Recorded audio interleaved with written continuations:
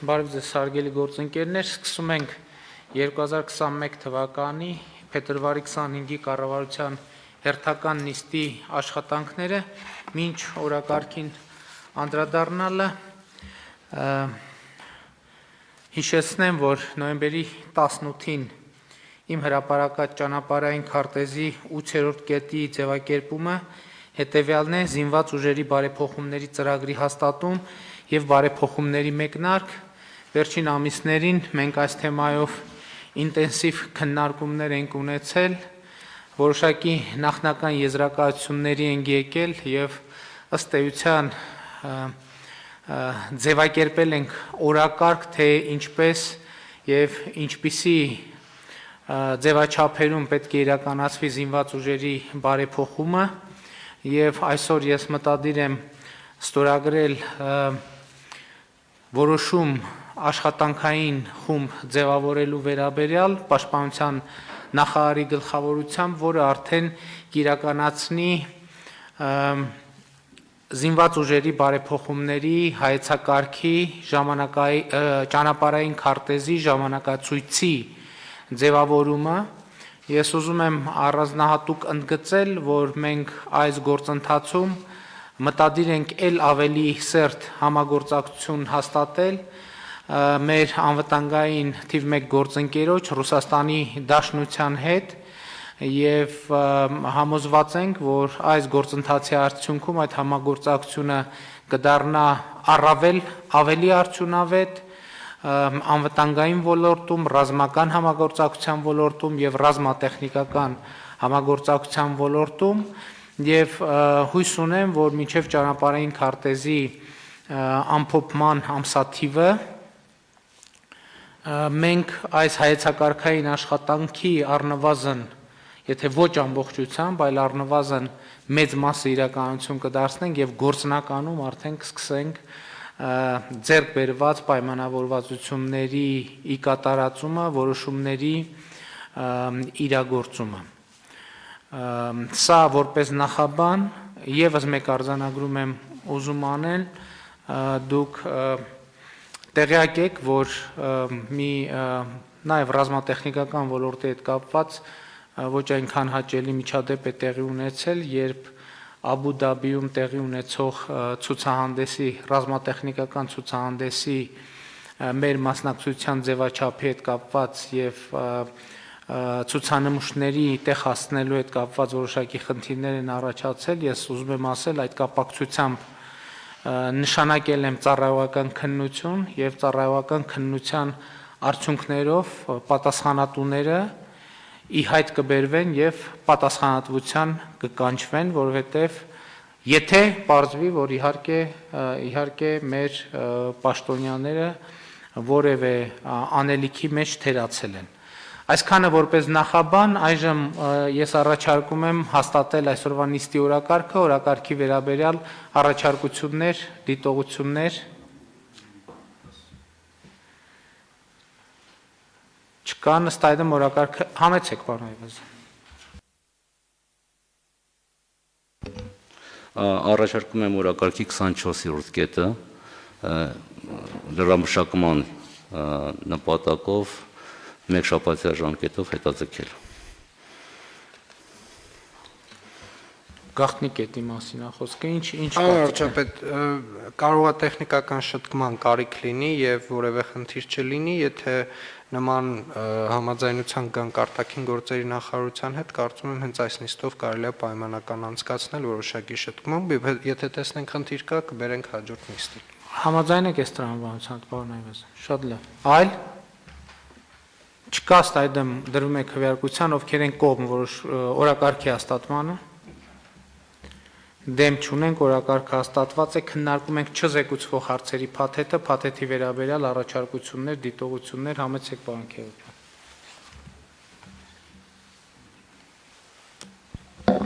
Օրակարգի 30-րդ հարցը խնդրում եմ դրամաշակված տարբերակով ընդունել, որովհետև ֆինանսների նախարարությունը դիտողություն արել, եւ մենք այս դիտողության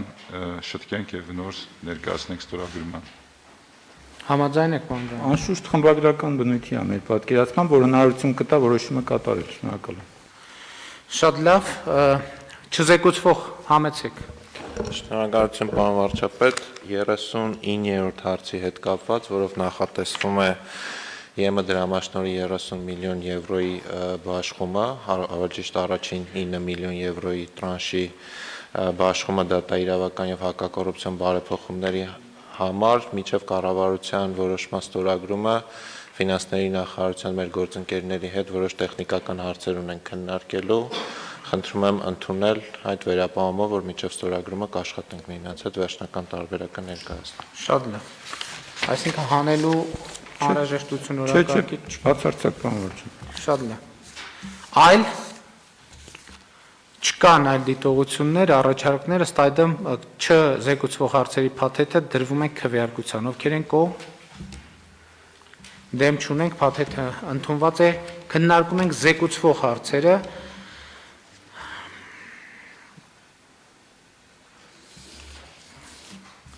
Հարց համար 7 Հայաստանի Հանրապետության կառավարության 2015 թվականի մայիսի 27-ի համար 568 ն որոշման մեջ փոփոխություն եւ լրացումներ կատարելու մասին հարցը զեկուցող առողջապահության նախարար Անահիտ Ավանեսյան։ Խնդրեմ Տիկին Ավանեսյան։ Շնորհակալություն պարոն վարչապետ, հարգելի գործընկերներ, հաշվի առնելով հետպատերազմյան շրջանում որդեկուրի ծնողների կրկին զավակ ունենալու ցանկությունը եւ այդ հարցում պետական աջակցություն տրամադրելու կարեւորությունը նախագծով սահմանվել է շահառուների նոր խումբ եւ նրանց համար վերացվել են գործող որոշմամբ սահմանված հիմնական եւ լրացուցիչ պահանջները։ Հնարավորություն տալով Արցախյան պատերազմի ընթացքում որդեկորույս ծնողներին ցանկության եւ բժշկական հակացությունների բացակայության դեպքում օգտվելու վերարտադրողական օժանդակ տեխնոլոգիաներով մատուցվող ծառայություններից։ Սույն որոշմամբ պատերազմի ընթացքում եւ դրա ավարտից հետո մարտական գործողություններին մասնակցության հետ կապված պատճառահետևանքային կապով զոհված որդու ծնողների համար չեն գործի անզավակ լինելու, օրենքով սահմանված կարգով քկակ մարմիններում գրանցված լինելու եւ կնոջ 42 տարեկանը լրացած չլինելու հիմնական պահանջները, որոնք որ գործող որոշմամբ առկա են։ Այսպիսով այս նախագծով հնարավորություն կընձեռնվի, որպիսի որդեկորույս ծնողները եւս մեկ անգամ հնարավորություն ունենան այս վերարտադրողական օժանդակ տեխնոլոգիաների միջոցով վերագտնելու իրենց եւ կարծում ենք շատ կարեւոր նախագիծ է եւ պիտի որ ցանկացողների նաեւ մեծ հոսք ունենք, պիտի որ հաջողությամբ այն գործի։ Շնորհակալություն, խնդրում ենք հաստատել։ Շնորհակալ եմ, հարցեր։ Չկան հարցեր, ըստ այդմ դրվում է քվեարկության, ովքեր են դեմ որոշման ընդունմանը։ Դեմ չկա, որոշումն ընդունված է։ Քննարկում ենք հարց համար 4-ը Հայաստանի Հանրապետության կառավարության 2010 թվականի սեպտեմբերի 9-ի համար 1251 ն որոշման մեջ փոփոխություններ եւ լրացումներ կատարելու մասին հարցը։ Զեկուցող Հայաստանի ոստիկանության պետի տեղակալ Արա Ֆիդանյան։ Խնդրեմ պարոն Ֆիդանյան։ Շնորհակալ եմ մեծարգո պարոն վարչապետ, հարգարժան տիկնայք եւ պարոնայք, օրակարգի 4-րդ հարցով ներկայացված նախագծով առաջարկվում է փոփոխություններ եւ լրացումներ կատարել պետական գրանցման ենթակա տրանսպորտային միջոցների տեսակների ցանկը, տրանսպորտային միջոցների պետական հաշվառման եւ պետական գրանցման կարգը սահմանող Հայաստանի Հանրապետության կառավարության 2010 թվականի սեպտեմբերի 9-ի 1251 ն որոշման մեջ։ Նախագծի ընդունման արդյունքում տրանսպորտային միջոցների նկատմամբ սեփականության իրավունքի պետական գրանցումը հնարավոր կլինի իրականացնել նաև հեռավար տարբերակով ճանապարհային ոստիկանության էլեկտրոնային հարթակում, նույնականացման քարտի եւ էլեկտրոնային թվային ստորագրության կիրառմամբ առանց տրանսպորտային միջոցը ճանապարհային ոստիկանություն ներկայացնելու։ Բացառություն կկազմեն միայն Հայաստանի Հանրապետության տարածքում առաջին անգամ պետական գրանցման ներկայացվող տրանսպորտային միջոցները, այսինքն նոր ներմուծված ավտոտրանսպորտային միջոցները։ Փոփոխությունների արդյունքում պետական գրանցման եւ հաշվառման ենթակա կլինեն նաեւ AM կարգի տրանսպորտային միջոցները, այն է մոպեդները։ Բացի այդ, մի շարք մարմինների եւ կազմակերպությունների տրանսպորտային միջոցների հաշվառման համարանիշների համար առանձին նիշեր այլևս չեն սահմանվի։ Ծառայողական տրանսպորտային միջոցների, որպես կանոն խոսք վերաբերում է ղեկավարներին հատկացվող համարանիշների նիշերը, սահմանվելու են Հայաստանի Հանրապետության վարչապետի լիազորությունը միաժամանակ պահպանելու է Դրանք սահմանված վարչապետի 2010 թվականի 731 Ն որոշմամբ։ Նախագծով կատարվող մյուս փոփոխությունները զուտ տեխնիկական բնույթի են։ Նախագծի ընդունումը կնպաստի տրանսպորտային միջոցների գրանցման ընթացքում վարչահարության պարզեցմանը, միջոցների տնտեսմանը, հաշվառման ստորաբաժանումներում հերթերի կրճատմանը, ճանապարհային երթևեկության անվտանգության մակարդակի բարձրացմանը։ Նշեմ նաև, որ նախագիծը համաձայնեցվել է շահագրգիռ մարմինների հետ եւ հավանության արժանացել պետաիրավական նախարարական կոմիտեում։ Խնդրում եմ հաստատել։ Պարոն Ֆիդանյան, եթե ճիշտ եմ հասկանում, ըստ էության այս որոշմամբ առցանց կարելի է մեքենա գնել եւ վաճառել առանց ներկայանալու ճանապարհային ոստիկանության կամ ոստիկանության ստորաբաժանումներ։ Դա եթե կարելի է նկարագրեք ինչպես է տեղի ունենալու, որպեսզի մեր քաղաքացիները եւ երբանից է ռեալ այդ ոչ միայն դե յուրե, այլ դե ֆակտո այդ հնարավորությունը գոյություն ունենալու։ Շնորհակալ եմ։ Ըստ էության միանշանակ իրավացի եք, հեռավար կարգով համակարգչի միջոցով հնարավոր է հետայսու իրականացնել ավտոտրանսպորտային միջոցների գնման եւ վաճառքի գործընթացը։ Անհրաժեշտ է ընդհանրապես, որ երկու կողմերն էլ դիցուկ եւ գնորդը եւ վաճառողը ունենան նույնականացման քարտեր եւ էլեկտրոնային ստորագրության հնարավորություն։ Տվյալ պարագայում պայմանագրի ձևը արդեն իսկ առկա է համացանցում համապատասխան հարթակում։ Երկու կողմերն էլ սկզբում ենթադրեն գնորդը կամ վաճառողը ստորագրում եւ համապատասխանաբար ուղարկում է մյուս կողմին, որից հետո հակառակ կողմն է ստորագրում եւ հետ ուղարկում։ Արդյունքում ամբողջ այդ պայմանագրային գործընթացը իրականացվում է հեռավար կարգով, մնում է միայն, որ գնորդը մեքենայի պետհամարանիշները զուտ փոխանակելու նպատակով ժամանի ճանապարհային ոստիկանության համապատասխան կայանման վայրեր եւ այնտեղ իրականացնի ընդհանրապես վերջին այդ հատվածը վճարումների կատարում եւ պետհամարանիշի փոխանակում։ Կներեք, մեքենան վաճառելու դեպքում պետհամարանիշի փոփոխությունը պարտադիր պայման է։ Այո։ Եթե պետհամարանիշը տրամադրվում է կոնկրետ ավտոմեքենային եւ կոնկրետ գնորդին, այսինքն նույնականացման համարանիշային հանդիսանում։ Ես նկատի ունեմ, եթե մեքենան պարզա դեպքեր կան, երբ որ քաղաքացին ինքը ուզում է իր նախկին պետհամարանիշը պահի եւ չփոխանցի հաջորդ սեփականատիրոջ, այդ հասկանալի դեպք է, բայց եթե այսպես ասած համարանիշի հետ կապվածություն չկա, ինչ կարիք կա գնորդին պարտադրելու մասին է խոսքը, նոր գնորդն էլ իր հերթին կարող է ինքը ուզենա փոխի համարանիշը, բայց եթե այդպիսի ցանկություն չկա,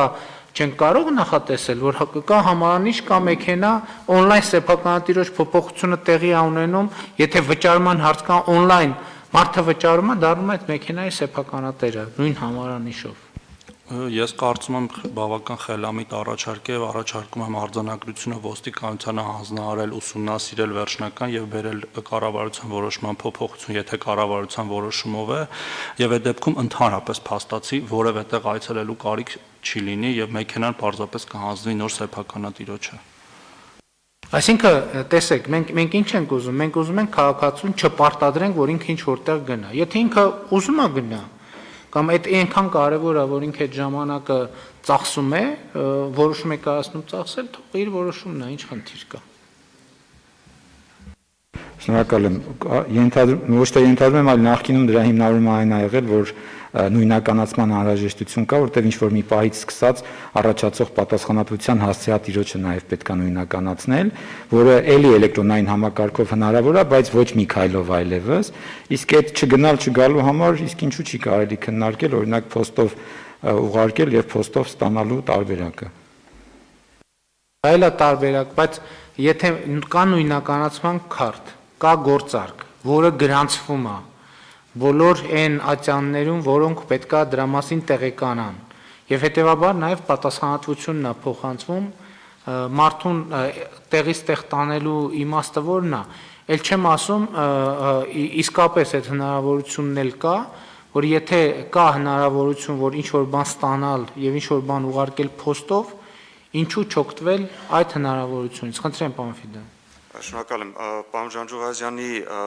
հիշատակածը միանշանակ տեղին է։ Հենց այդ նախկինում այդպես էլ գործում էր, այսինքն պետհամարանիշը կարող էր մեկ տիրոջից, սեփականատիրոջից փոխանցվել մեկ այլ սեփականատիրոջը։ Սակայն այստեղ վրա էր հասնում հենց տուժերի հետ կապված խնդիրը։ Ինչու որովհետև նույն պետհամարանիշի հետ կապված հիմնականում տուժերը նույնականացվում են հենց պետհամարանիշերով, թե չեմ սխալվում հենց դրանում էր։ Իսկ ինչ վերաբերում է փոստով, այստեղ կարծում եմ ժամանակի հարց է եւ փաստացի ստացվում է, որ այդ փոստով ուղարկելու եւ ստանալու ժամանակահատվածում տվյալ ավտոմեքենան չի ունենալու պետհամարանիշ, ինչը կարող է թե կորելու կամ ուշանալու պատճառներ հանդիսանալ եւ թե տևական ժամանակ մեքենան ունենա առանց պետհամարանիշի։ Շնորհակալություն պարոն վարչապետ, կարծում եմ պարոն Թորոսյանի առաջարկով կարելի է ոստիկանության առաջարկել մի հատ հարց ուսումնասիրել եւ ոնց որ թե լուծում հնարավոր է գտնել հենց այն տրամաբանության մեջ, որ դուք առաջարկում եք, պարոն վարչապետ։ Ուզում եմ ընդհանրապես նաեւ շեշտել, որ սա թվայնացվող ընդհանուր ծառայություններից ընդհանրապես մեկն է, եւ պարոն Ֆիդանյանը նշեց այն ընթացակարգը, որով որ այս պահի դրությամբ այդ գործարքը տեղի ունենալու, այսինքն ID քարտերով եւ այն սարքերով, բայց նաեւ ուզում եմ հիշեցնեմ, որ մենք այս պահին հենց այդ GovID-ի ստեղծման փուլում ենք, ակտիվ քննարկում ենք ունեցել նաև կենտրոնական բանկի մեր գործընկերների հետ, որպեսզի միասնական լուծում ունենանք եւ նույնիսկ այդ ստորագրությունը էլեկտրոնային ինքը բավականին ավելի པարզ process լինի եւ հատուկ սարքեր որպես այդպեսին չպահանջի, կարծում եմ մինչև տարվա վերջ այդ լուծումները նույնպես ունենալու ենք եւ բոլոր նմանատիպ ծառայությունների դեպքում թվայնացվող ստորագրման process-ը նույնպես լինելու է բարձրացված։ Ուզում եմ նաեւ նշել, որ տվյալ հարցն էլ թվայնացման խորհրդով նույնպես անցել է, քննարկվել է եւ հաստատվել է։ Շատ լավ, դե պայմանավորվենք քննարկման արդյունքները ինչ որ հնարավոր է ներգրել այս որոշման մեջ, փորձենք այն լավարկել ավելի։ Շատ լավ, կդրվում է քվեարկության, ովքեր են դեմ որոշման ընդունմանը, դեմ չկա, որոշումն ընդունված է։ Քննարկում է հարց համար 32-ը Հայաստանի Հանրապետության 2021 թվականի պետական բյուջեի մասին օրենքում վերաբաշխում եւ փոփոխություններ կատարելու մասին հարցը զեկուցող ոստիկանության պետի տեղակալ Արա Ֆիդանյան։ Խնդրեմ, պարոն Ֆիդանյան։ Շնորհակալ եմ։ Օրակարգի 32-րդ հարցով ներկայացված նախագծով առաջարկվում է վերաբաշխում կատարել Հայաստանի Հանրապետության 2021 թվականի պետական բյուջեում փոփոխություններ եւ լրացումներ կատարելով Հայաստանի Հանրապետության կառավարության 2020 թվականի դեկտեմբերի 30-ի 22:15 նվորոշման մեջ, ինչպես նաեւ ոստիկանությանը գնման պայմանագրում փոփոխություն կատարելու թույլտվություն տալ։ Նախագծով նախատեսվում է Հայաստանի Հանրապետության կառավարության պահեստային ֆոնդից Հայաստանի Հանրապետության ոստիկանությանը հատկացնել 2 միլիարդ 161 միլիոն 600 հազար դրամ, 140 բարեկային ավտոմոբիլի եւ բարեկային ծառայության եւ օպերատիվ կառավարման կենտրոնի համար վարչական սարքավորումների ձեռքբերման նպատակով։ Միջհոդվածային վերաբաշխումների արդյունքում 32 միլիոն 445 հազար դրամը նախատեսվում է ուղղել բարեկային ծառայության եւ օպերատիվ կառավարման կենտրոնի համար նախատեսված շենքերի շինությունների վերակառուցմանը։ Նախագծի ընդունման դեպքում 2020 թվականին Չեխավտո ՍՊ հետ կնքված պայմանագրում կատարվել է մատակարարման վերջնաժամկետի փոփոխություն, պայմանավորված ԱՄՆ դեսպանության միջոցով տրանսպորտային միջոցները ապրիլ ամսից շուտ մատակարարելու անհնարինությամբ նախատեսվում էր մարտի 31-ը, սակայն փոփոխություն է կատարվել հունիսի 1-ը։ Երկրորդ մասին հուշգախնի է, կանդրադառնանք կարծում եմ Վալյուշ։ Նախագիծը նաև պետք է նշեմ, որ համաձայնեցվել է ֆինանսների եւ արտադրության նախարարությունների հետ եւ խնդրում եմ հաստատել այն։ Շնորհակալ եմ։ Շատ լավ, հարգելի գործընկերներ, այս որոշումը կապվում է պարեկային ոստիկանություն ունենալու մեր նպատակադրման հետ։ Իհարկե տեղյակ եք, որ մենք նախկինում պլանավորել էինք, որ արդեն 2021 թվականի մարտից ունենանք պարեկային ոստիկանություն, բայց համավարակի եւ պատերազմի պատճառով մեր այդ պլանները հետաձգվեցին։ Հիմա նախատեսվում է այս ծրագիրը իրականացնել 2021 թվականի ամռանը եւ ըստ էության հիմա մեր ապագա պարեկային ոստիկանության աշխատակիցները անցնում են ուսումնառության փուլ ոստիկանության ակադեմիայում եւ շատ կարեւոր է ընդգծել, որ այստեղ ընդգրկված են ոչ միայն գործող ոստիկաններ, այլև քաղաքացիական անձինք, ովքեր առաջին անգամ են կրելու ոստիկանի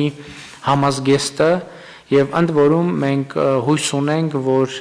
այսպիսով բարեկային ոստիկանության ներդրմամբ, որը մեկնարկելու է Մայրաքաղաք Երևանից, մտադիր ենք շարունակել Շիրակի եւ Լոռու մարզերով, այնուհետեւ շարունակել մնացած բոլոր մարզերում, նոր շունչ եւ ազդակ կհաղորդվի ընդհանրապես ոստիկանության բարեփոխումների գործընթացին,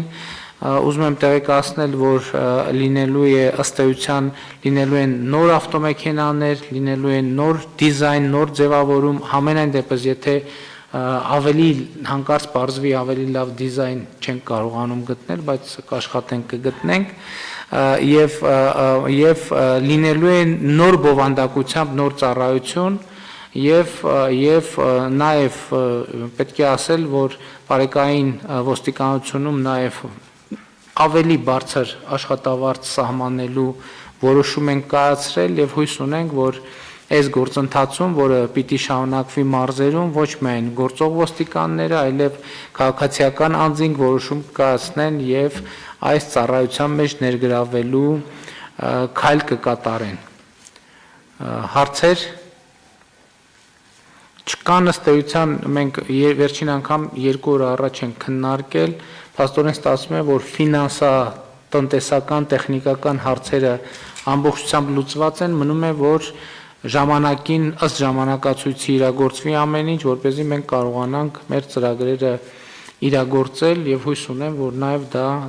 նոր ծառայության իհայտ գալը, նոր մթնոլորտ կբերի Մայրաքաղաքին եւ նաեւ օրենքի օրինականության նկատմամբ նոր մշակույթ կձևավորի։ Եթե այլ հարցեր չկան, հարցը դրվում է քվեարկության, ովքեր են դեմ որոշման ընդունմանը, դեմ չկա, որոշումն ընդունված է։ Քննարկում ենք հարց համար 35-ը Հայաստանի Հանրապետության կառավարության 2006 թվականի նոյեմբերի 16-ից 1708-ն որոշման մեջ փոփոխություններ եւ լրացումներ կատարելու մասին հարցը զեկուցող տարածքային կառավարման եւ ենթակառուցվածքների նախարար Սուրեն Պապիկյան։ Խնդրեմ, պարոն Պապիկյան։ Շնորհակալություն, մեծարգո վարչապետ, հարգելի գործընկերներ, սուբվենցիոն ծրագրերի երամյա արդյունքը ցույց է տալիս, որ յուրաքանչյուր տարի այն կարգուն փոփոխությունների կարիք ունի եւ այս փոփոխությունները պայմանավորված են նախորդ տարիների մեր կատարողական ցուցանիշների, նաեւ պետության առաջնահերթությունների ու նաեւ համայնքներից եկող ազդակների հիման վրա։ Սույն նախագծով առաջարկվում է հստակեցնել սուբվենցիոն նախնական հայտերի հետ ներկայացվող տեխնիկական բնութագրերի պահանջները, քանի որ Հայաստանի Հանրապետության կառավարության թիվ 596 նորոշմամբ հաստատված տեխնիկական առաջադրանքի ձևաչափում ներառված չեն այլ ոլորտների բնութագրերը ճանապարհների նորոգման, լուսավորության, գազամատակարարման, ջրամատակարարման մասով։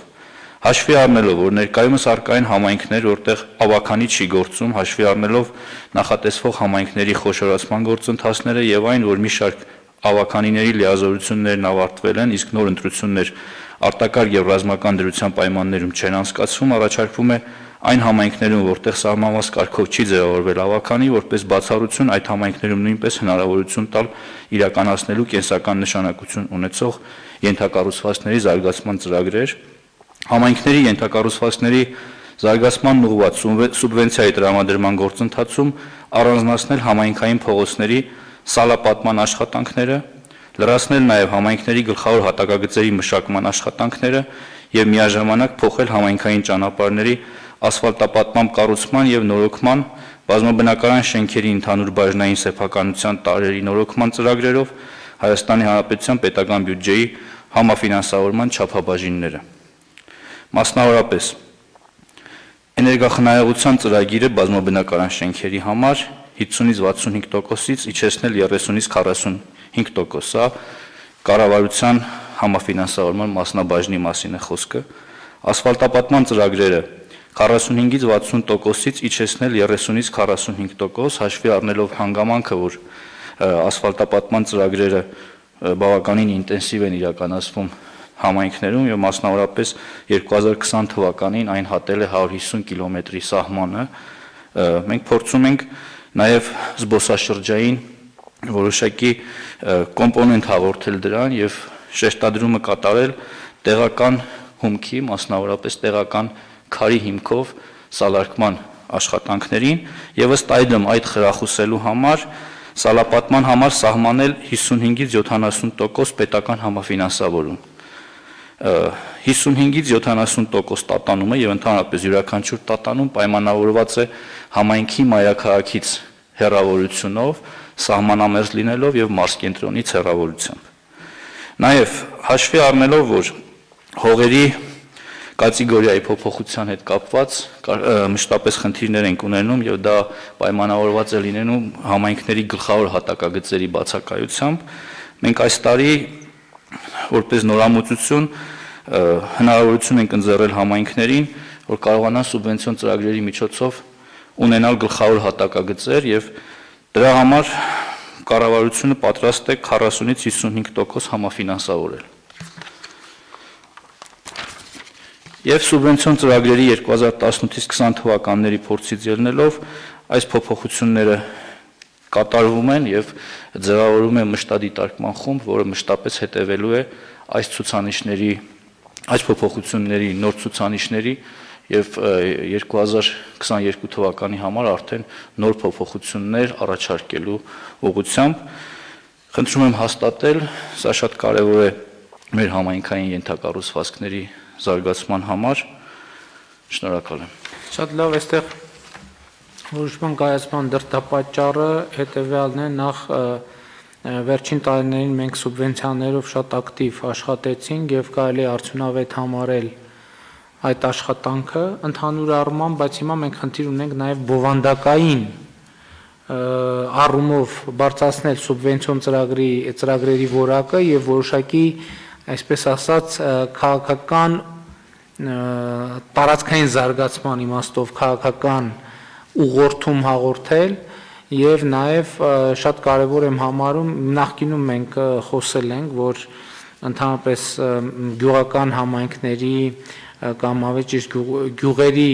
փողոցների բարեկարգման գործընթացը պետք է շատ ինտենսիվ տեղի ունենա, բայց մյուս կողմից մենք պետք է այնպես անենք, որ զուգահեռ այդ գյուղական կոլորիտը չտուժի, չկորի եւ այդ է պատճառը, որ մենք հիմա փորձում ենք այնպիսի խթաններ ստեղծել, որ ոչ միայն գյուղի փողոցները բարեկարգվեն, դրանք բարեկարգվեն որոշակի, այսպես ասած, գեղագիտական համատեքստում եւ իհարկե տեղական հումքի ավելի ընդլայնված օգտագործմամբ եւ հույս ունենք, որ մեր համայնքները առավել ակտիվ կարձագանքեն մեր այս ծրագրին։ Նախկինում էլ այս ծրագիրը եղել է, մենք փորձել ենք խթանել, բայց քանի որ ասֆալտապատման սցենարը ինքը ըստ էության արդեն իսկ մշակված սցենար է եղել, շատերը նույնիսկ գյուղական փողոցները ասֆալտապատելու ճանապարհով են գնացել, ինչը վատ չի, չենք կարող ասել, որ վատ է, բայց գյուղական կոլորիտի պահպանումը նույնպես պետք է մեր օրակարգում լինի, որովհետև դա բնակավայրի դիմագիծը ընդգծելու, շեշտելու շատ կարևոր միջոց է։ Համեցեք, պարոն։ Շնորհակալություն, պարոն վարչապետ։ Միանշանակ ձեր մատնանշած հարցերը իհարկե դրականորեն են ազդում այն առումով, որ սալապատման աշխատանքները նաև որոշակի այլ տեսք եւ բովանդակություն են տալիս փողոցներին, բայց նաև ուզում եմ շեշտել, որ սուբվենցիոն ծրագրերով այս քաղաքականության մեր փոփոխությունը նաև տնտեսական հիմնավորումներ ունի եւ ասֆալտապատման աշխատանքները հիմնականում դրանք աշխատանքներ են, որոնք որ ենթադրում են մեծ ծավալով ներկրումներ, իսկ սալապատման դեպքում փողոցների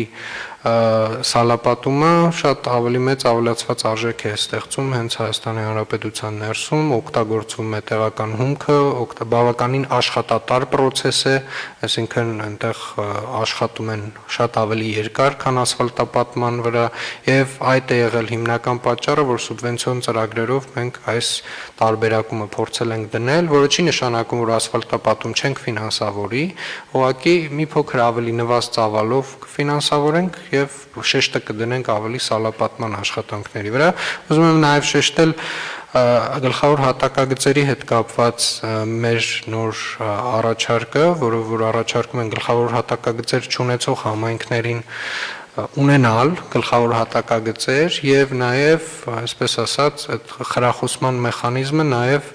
այն համայնքները, որոնք որ ունեն գլխավոր հատակագծեր 5%-ի չափով, այսինքն նրանք ովքեր որ չունեն 5%-ի չափով քիչ են ստանալու համաֆինանսավորում, որով որ խրախուսում ենք ունենալ գլխավոր հատակագծեր, որը նույնպես համաֆինանսավորում ենք։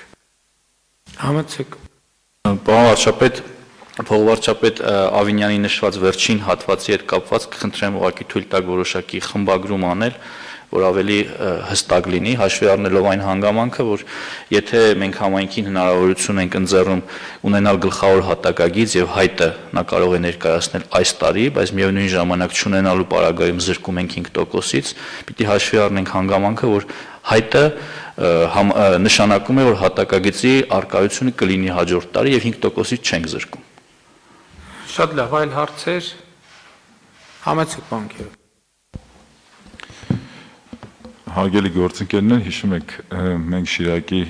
մարզում ունեցանք շատ առարկայական քննարկումներ սուբվենցիոն ծրագրերի վերաբերյալ, որտեղ երկու հարց կուզենայի առանձնացնել, մեկը համատեղ, այսինքն երբ որ մի քանի համայնք է մասնակցում ինչ-որ սուբվենցիոն խնդիրների լուծման, այս հարցը դեռևս չենք լուծել եւ դա պլանավորում ենք մոտ ապագայում լուծել, որովհետեւ ստացվում որ համայնքից համայնք միջհամայնքային ճանապարհներ կամ ինչ-որ պրոյեկտներ, որտեղից մի քանի համայնք է օգտվում, դեռևս չենք կարողանում տեխնիկապես այդպիսի պրոյեկտներ իրականացնել, որի կարիքը զգացինք, որ կա, եւ երկրորդը իհարկե քննարկեցինք, որ պետք է ավելի շատ ոնց որ տնտեսական կյանքի ակտիվացման ուղղված սուբվենցիոն ծրագրեր եւս ներառվեն, հիմա միայն ռոռոկման ջրագծերն է, հիմա մենք ոնց որ գույքագրում ենք այն բոլոր պրոյեկտների տիպերը, որոնք կարող են հետաքրքիր լինել համայնքներին եւ տնտեսական կյանքի ակտիվացման ուղղված, հավաքագրումից հետո մի անգամ եւս կփորձենք քննարկել դա գործընկերների հետ եւ ներկայացնել։ Շատ լավ, քանի որ բարձրաձայնեցիք, ուրեմն ես նաեւ այսինքն միջհամայնքային ծրագրերի թեման իսկապես արդարացված թեմա է, խոսքը հետեւյալի մասին է, շատ համայնքներում երբ որ մենք քննարկումներ ենք ունենում, բնականաբար ամեն համայնք ուզում է, որ իր համայնքի տարածքում իրականացվի ծրագիր, բայց կան օրինակ միջհամայնքային ճանապարհներ, որոնք գործնականում երկու համայնքների միավորված ջանքերով կառուցելու անհրաժեշտություն կա եւ համայնքների բնակիչները նաեւ այսպիսի հարց են բարձրացրել մեր բոլորի ներկայությամբ,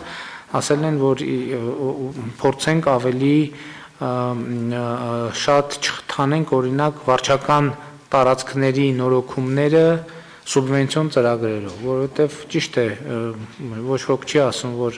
վարչական տարածքները պետք է անբարեկարգ լինեն, բայց համայնքների բնակիչները ցանկանում են, որ համենայն դեպս կառավարությունը որոշակի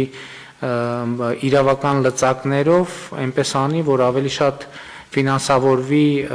ենթակառուցվածքային ծրագրերը, քան այդ կարգի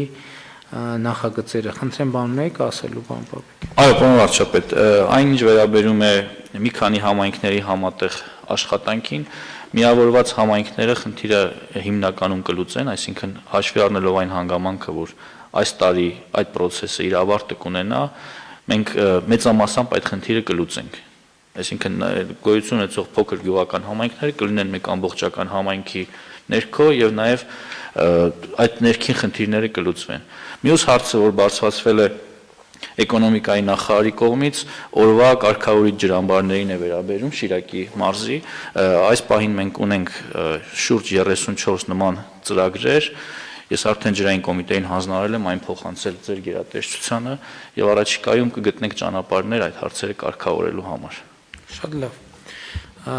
Ըստ այդմ դրվում է քվեարկության հարց, ովքեր են դեմ որոշման ընդունմանը։ Դեմ չկա, որոշումն ընդունված է։ Քննարկում ենք հարց համար 40-ը Հայաստանի Հանրապետության կառավարության 2019 թվականի փետրվարի 8-ի համար 65-ավորոշմամբ հավանության արժանացած Հայաստանի Հանրապետության կառավարության ծրագրի 2020 թվականի կատարման ընթացքի եւ արդյունքների զեկույցի մասին հարցը զեկուցող փոխվարչապետ Մհեր Գրիգորյան։ Խնդրեմ, պարոն Գրիգորյան։ Շնորհակալություն, հարգելի պարոն վարչապետ, հարգելի գործընկերներ, համաձայն Հայաստանի Հանրապետության Սահմանադրության 156-րդ հոդվածի եւ հիմք ընդունելով ազգային ժողովի կանոնակարգ սահմանադրական օրենքի 127 հոդվածի առաջին մասը, կառավարությունը յուրաքանչյուր տարի մինչև մարտի 1-ը ազգային ժողով է ներկայացնում իր ծրագրի կատարման ընթացքի եւ արդյունքների մասին զեկույց։ Համապատասխանաբար ներկայացնում եմ Հայաստանի Հանրապետության կառավարության ծրագրի 20 թվականի կատարման ընթացքի եւ արդյունքների մասին զեկույցի նախագիծը, որը կառավարության կողմից հավանության արժանանալուց հետո կներկայացվի ազգային ժողով։ Նշեմ, որ զեկույցի մշակման աշխատանքներին ակտիվորեն մասնակցել են բոլոր շահագրգիռ գերատեսչությունները։ Գործընկերները ներկայացրել են բազմաթիվ փաստեր ներառելու առաջարկություններ, սակայն հաշվի առնելով զեկույցի կառուցվածքի տրամաբանությունը, փորձ է արվել առաջարկությունները ներառել ըստ էականության որոշակի աստիճանի, պահպանելով նաև ծավալային համաչափությունը։ Եվ իհարկե զեկույցի կառուցվածքը համապատասխանեցվել է 20 թվականին Հայաստանի առջև ծառացած անվտանգային եւ սոցիալ-տնտեսական մարտահրավերներին, Արցախյան պատերազմին եւ նոր կորոնավիրուսի համավարակի դեմ պայքարին։ Միաժամանակ զեկույցում ներառվել են Հայաստանի Հանրապետության կառավարության 20 թվականի գործունեության հիմնական արդյունքները տարբեր ոլորտներում։ Խնդրում եմ հավանություն տալ ներկայացված նախագծին, եթե կան հարցեր, սիրով կպատասխանեմ, շնորհակալություն։ Խնդրեմ հարցեր։ Չկան հարցեր, հարգելի գործընկերներ, ըստ էության ամենակարևոր արձանագրումը, որ կամ եթե ոչ ամենակարևոր արձանագրումը, քաղաքական արձանագրումը, որ մենք արել ենք զեկույցում, հետևյալն է, որ 2020 թվականին Հայաստանի Հանրապետության կառավարությունը արդեն հայտնի հանգամանքների բերումով ըստ էության իրականացրել է ճգնաժամային կառավարում, որովհետև 2020 թվականի մարտից մենք ճգնաժամային իրավիճակում ենք եւ այստեղ մենք ավելի շատ ամփոփում ենք ճգնաժամային կառավարման արձանագրում ենք, զեկուցում ենք ճգնաժամային կառավարման արդյունքների մասին, թե ինչ ենք կարողացել անել այս ընթացքում, ինչ չենք կարողացել անել այս ընթացքում, իհարկե նաև կառավարության ծրագրի որոշ դրույթների կատարման ընթացքի վերաբերյալ ենք զեկուցել, իհարկե հարցը առավել մանրամասն կքննարկվի ազգային ժողովի լիագումար նիստում, ես ուզում եմ ասել, որ որոշման ընդունումից հետո մենք մի որոշ խմբագրական փոփոխություններ կիրականացնենք եւ արդեն վերջնականացված սահմանված կարգով կուղարկենք ազգային ժողով։ Եթե հարցեր չկան, դրվում է քվեարկության, ովքեր են դեմ որոշման ընդունմանը, դեմ չկա, որոշումն ընդունված է, հարգելի գործընկերներ, մեր օրակարգը սպառված է, նիստը ավարտված, շնորհակալ եմ։